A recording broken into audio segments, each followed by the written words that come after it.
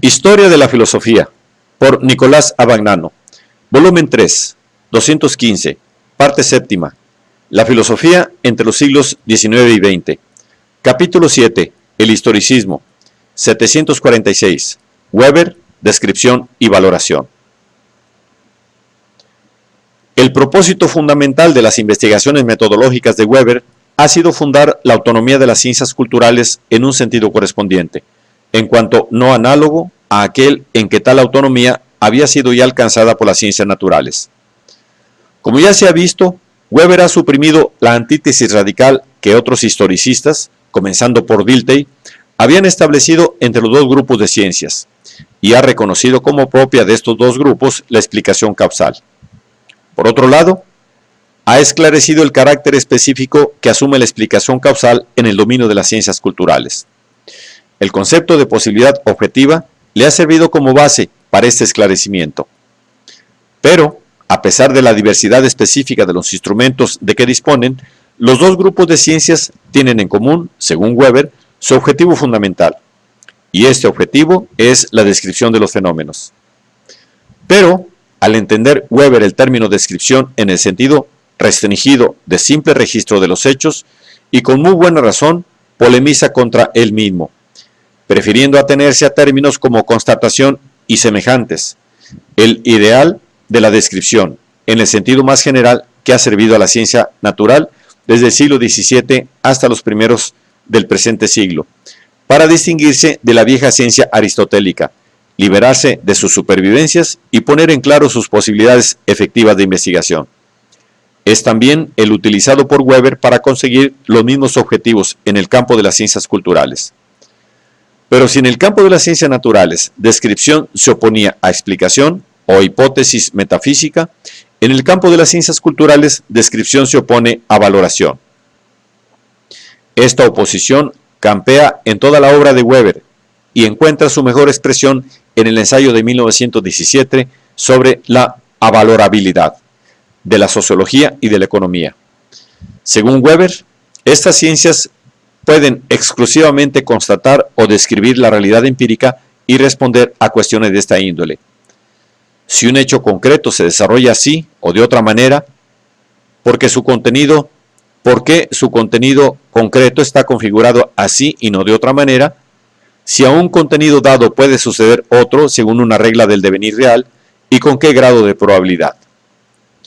Mientras queda fuera de ellas el juicio valorativo que se propone cuestiones de este otro género, que se debe hacer una situación concreta y desde qué punto de vista aquella situación puede parecer satisfactoria o insatisfactoria.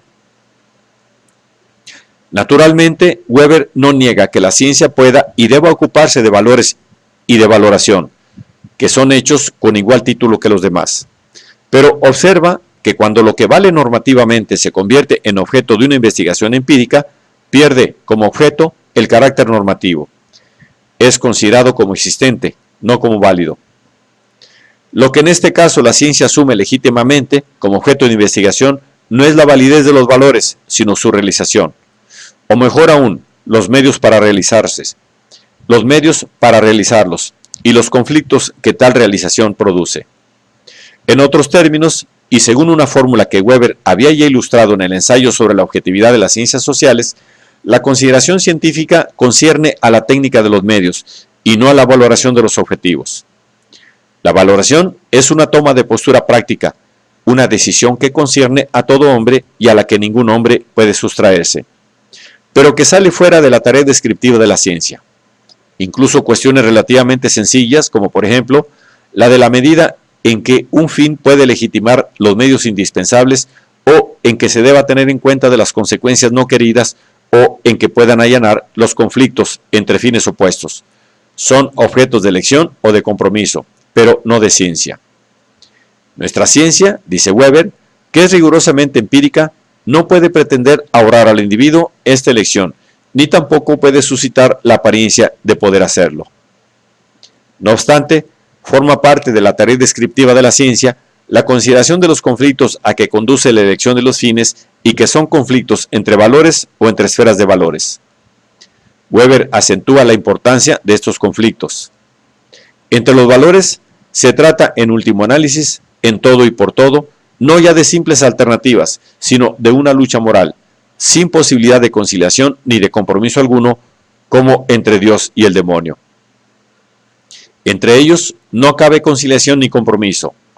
No es posible, bien entendido, según su sentido. La relatividad de los valores como conexión orgánica de los valores con su época o con su ambiente cultural queda excluida, según Weber, de la presencia inevitable del conflicto entre los valores.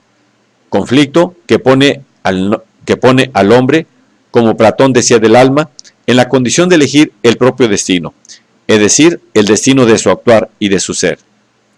Este conflicto se manifiesta en toda su fuerza, sobre todo en el campo de la ética, como conflicto entre la ética de la intención o del puro querer y la ética de la responsabilidad que juzga la acción sobre la base de las consecuencias previstas como posibles o como probables.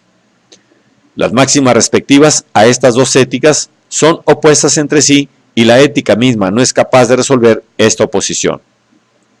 A la ética de la responsabilidad es esencial la consideración de la relación entre medios y fines y de la situación de hecho en que la acción humana debe desarrollarse.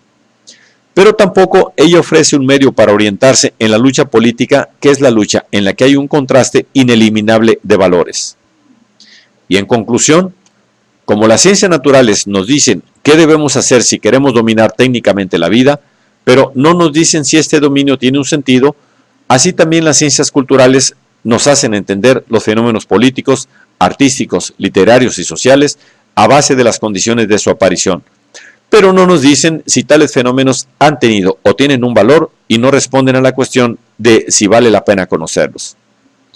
En este sentido, la ciencia misma es una vocación, la vocación a la claridad, es decir, a la conciencia que el hombre puede conseguir sobre los fines de la propia acción y sus medios para realizarlos.